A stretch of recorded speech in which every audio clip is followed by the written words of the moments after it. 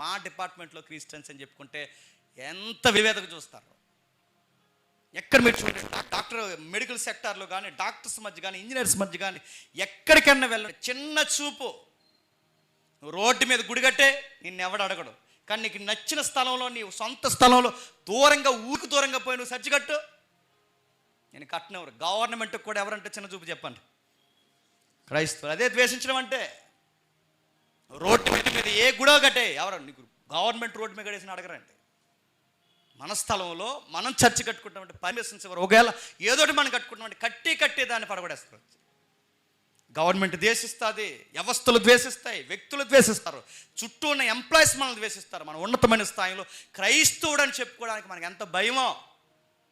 అయ్యి అలా చెప్తే రేపు నుంచి నాతో మాట్లాడకపోతే పోతారు. వాళ్ళ కోసం నువ్వు క్రైస్తవుడు కాదని చెప్పి మానేస్తావా చెప్పడం?